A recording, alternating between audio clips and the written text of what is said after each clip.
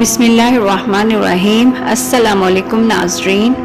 صحرا کی خاموش فضاؤں میں ایک ایسی وادی موجود ہے جہاں پر ہر چٹان اور ہر کھنڈر ایک داستان سناتا ہے، ایک ایسی قوم کی داستان جو طاقت، فن تعمیر اور شان و شوکت میں اپنے زمانے کی بے مثال مخلوق تھی، مگر جنہوں نے اپنے پیغمبر کو جھٹلایا اور اللہ کے معجزے کو مٹا دینے کی جسارت کی۔ وہ قوم تھی قوم سمود، اور ان کی سرزمین تھی وادی ہجر۔ قرآن مجید میں بارہا ہمیں اس قوم کا ذکر کر کے خبردار کیا ہے کہ جو قومیں اللہ تعالیٰ کی آیات کو جھٹلائیں ان کا انجام عبرتناک ہوتا ہے۔ وادی ہجر صرف ایک آثار قدیمہ کی جگہ نہیں بلکہ یہ عبرت کی وادی ہے، جہاں ہر قدم پر انسان کو اپنا انجام یاد آتا ہے۔ وادی ہجر، جسے آج مدائن صالح کے نام سے جانا جاتا ہے، سعودی عرب کے شمال مغربی علاقے العلا میں واقع ہے۔ یہ علاقہ مدینہ منورہ سے تقریباً 400 کلومیٹر شمال میں واقع ہے اور تاریخی شاہراہ حج کے قریب آتا ہے، جو مکہ مکرمہ کو شام اور عراق سے ملاتی تھی۔ اس وادی کا محل وقوع انتہائی اہمیت کا حامل ہے، کیونکہ یہ قدیم تجارتی راستوں کے سنگم پر واقع ہے، جہاں سے قافلے اناج، مسالہ جات اور دیگر اشیاء تجارت لے کر گزارا کرتے تھے۔ وادی ہجر کے آس پاس کا خطہ نیم صحرائی ہے، جہاں ریتلے میدان اور چٹانی پہاڑیاں موجود ہیں۔ یہاں گرمیوں میں درجہ حرارت بہت زیادہ ہوتا ہے، جبکہ سردیوں میں سردی نسبتاً معتدل ہوتی ہے۔ اس مقام کی سب سے نمایاں خصوصیت وہ چٹانیں ہیں جنہیں قوم سمود نے تراش کر محلات، عبادت گاہیں اور مقبرے بنائے۔ یہ چٹانیں سرخ اور خاکی رنگ کی ہیں اور ان پر کی گئی نقاشی ہزاروں سال گزرنے کے باوجود آج بھی واضح نظر آتی ہے۔ قوم سمود ایک قدیم عرب قوم تھی جن کا ذکر قرآن مجید میں متعدد بار کیا گیا ہے۔ یہ قوم عاد کے بعد آئی اور اپنی طاقت، فہم، فن تعمیر اور غرور کی بنا پر مشہور ہوئی۔ ان کا مسکن ہجر کی وادی تھی۔ قرآن مجید میں قوم سمود کا ذکر 26 سے زائد مقامات پر آیا ہے، جن میں ان کے طرز زندگی، سرکشی اور انجام کا بیان موجود ہے۔ تاریخی روایات کے مطابق سمود حضرت نوح علیہ السلام کے بیٹے سام کی اولاد میں سے تھے۔ انہیں اللہ تعالیٰ نے بے پناہ ذہانت، جسمانی طاقت اور وسائل عطا کیے تھے۔ وہ پہاڑوں کو تراش کر مکانات بناتے اور خوشحال زندگی بسر کرتے تھے۔ قوم سمود کے لوگ فن تعمیر میں ماہر تھے۔ وہ پہاڑوں کو کاٹ کر مضبوط اور عظیم الشان محلات، قبریں اور عبادت گاہیں بناتے تھے، جن کے آثار آج بھی مدائن صالح میں موجود ہیں۔ وہ زراعت، جانوروں کی پرورش اور تجارت میں بھی ترقی یافتہ تھے۔ حضرت صالح علیہ السلام اللہ تعالیٰ کے نبی تھے جنہیں قوم سمود کی طرف بھیجا گیا تھا۔ وہ اسی قوم میں پیدا ہوئے اور ان کے درمیان جوان ہوئے۔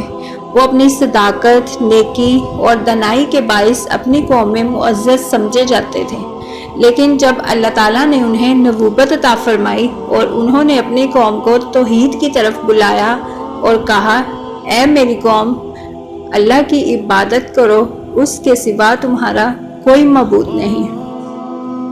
انہوں نے اپنی قوم کو سمجھایا کہ یہ پہاڑوں کو تراش کر بنائے گئے محلات تمہاری طاقت اور دنیاوی جاہ و جلال تمہارے کسی کام نہیں آئیں گے اگر تم نے اپنے رب کی نافرمانی کی۔ لیکن قوم سمود نے ان کی باتوں کا مذاق اڑایا اور انہوں نے کہا، اے صالح، تو پہلے ہمارے درمیان معزز تھا، کیا تو ہمیں ان چیزوں کی عبادت سے روکتا ہے جنہیں ہمارے باپ دادا پوجتے تھے؟ حضرت صالح علیہ السلام نے صبر سے، حکمت سے اور شفقت سے ان کے دلوں تک رسائی کی کوشش کی۔ انہوں نے خبردار کیا کہ اگر وہ باز نہ آئے تو اللہ کا عذاب ان پر نازل ہوگا، مگر ان کی قوم نے بجائے ایمان لانے کے ان کے خلاف سازشیں شروع کر دی اور وہ بدستور بتوں کی پوجا کرتے رہے، تکبر کا شکار رہے اور حق کو جھٹلاتے رہے۔ قوم سمود نے جب حضرت صالح علیہ السلام کی دعوت کو جھٹلایا اور انہوں نے اللہ تعالیٰ کے نبی سے معجزہ دکھانے کا مطالبہ کیا، ایک ایسی نشانی جو ان کے دلوں کو یقین کی طرف لے آئے۔ انہوں نے شرط رکھی کہ اگر واقعی تم سچے نبی ہو تو اس چٹان سے ایک زندہ اونٹنی نکال کر دکھاؤ۔ حضرت صالح علیہ السلام نے اللہ تعالیٰ سے دعا کی اور اللہ تعالیٰ نے ان کی دعا کو قبول فرمایا، اور ایک دن قوم سمود کی آنکھوں کے سامنے ایک چٹان سے ایک اونٹنی نمودار ہوئی جو کہ ایک عظیم الجثہ، خوبصورت اور دودھ دینے والی تھی۔ حضرت صالح نے اپنی قوم کو تنبیہ کی، اس اونٹنی کو اللہ کی زمین پر آزاد چلنے دو اور اسے کوئی نقصان نہ پہنچانا، ورنہ تم پر دردناک عذاب نازل ہوگا۔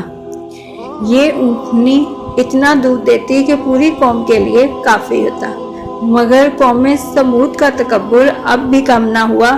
انہوں نے حضرت صالح علیہ السلام کی تنبیہ کو نظر انداز کیا اور سازش کے تحت اونٹنی کو قتل کر دیا، اور قوم سمود نے اللہ تعالیٰ کو کھلم کھلا للکارا۔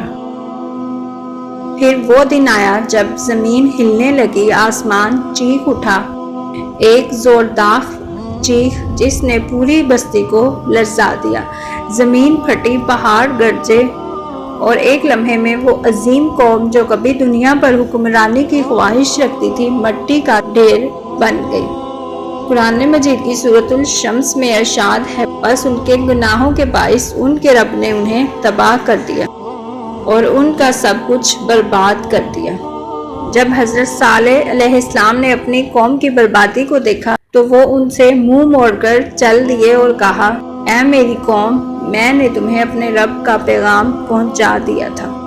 ناظرین، وادی ہجر نہ صرف اسلامی تاریخ کا حصہ ہے بلکہ دنیا کی چند قدیم ترین تہذیبوں میں سے ایک کی باقیات بھی اپنے اندر سمیٹے ہوئے ہیں۔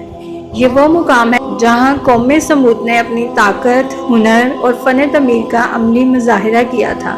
یہاں کی سب سے بڑی خصوصیت وہ عظیم الشان چٹانیں، قبریں اور محلات ہیں جنہیں پہاڑوں کو تراش کر بنایا گیا۔ مدائن صالح میں تقریباً 131 سے زائد مقبرے موجود ہیں، جن میں سے کسی پر عربی، کسی پر آرامی اور نباتی زبانوں میں تحریریں بھی لکھی گئی ہیں۔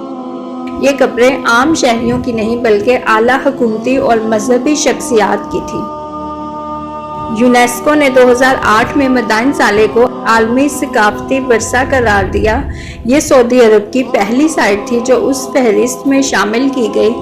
سعودی حکومت نے یہاں تحقیق، حفاظت اور سیاحت کے لیے کئی اقدامات کیے ہیں، جن میں گائیڈڈ ٹورز، میوزیم اور تعلیمی پروجیکٹس شامل ہیں۔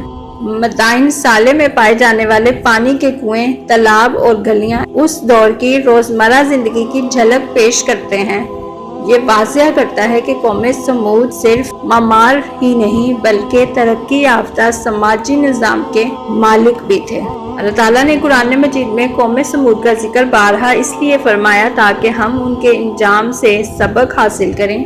قوم سمود صرف ایک ماضی کی داستان نہیں بلکہ ایک زندہ سبق ہے، ایک عبرت ہے ہر اس قوم اور ہر اس فرد کے لیے جو حق کو ٹھکراتا ہے اور غرور و تکبر میں رب کے احکامات کو پس پشت ڈالتا ہے۔ نبی کریم صلی اللہ علیہ وآلہ وسلم جب غزوہ تبوک کے سفر میں وادی ہجر کے قریب سے گزرے تو صحابہ اکرام نے ان کھنڈرات میں پانی لیا۔ رسول اللہ صلی اللہ علیہ وآلہ وسلم نے فوراً فرمایا، اگر تم عذاب یافتہ قوموں کی جگہ پر داخل ہو تو روتے ہوئے داخل ہو، کہیں ایسا نہ ہو کہ تم پر بھی وہی عذاب آ جائے۔ آپ صلی اللہ علیہ وآلہ وسلم نے اس پانی کو گرا دیا اور وہاں قیام سے منع فرمایا کیونکہ یہ اللہ کے غضب کی جگہ تھی، اور ایسی جگہ عبرت کی نگاہ سے دیکھنے کی ہیں، تفریح کی نہیں۔ یہ تعلیم ہمیں بتاتی ہے کہ اللہ تعالیٰ کی نشانیوں پر غور کرنا، ماضی سے سبق لینا اور اپنے دلوں کو عاجزی سے جھکانا ایک مومن کی پہچان ہے۔ وادی ہجر ہمیں یہ سکھاتی ہے کہ طاقت، دولت، فن اور شہرت اللہ تعالیٰ کی رضا کے بغیر کچھ نہیں۔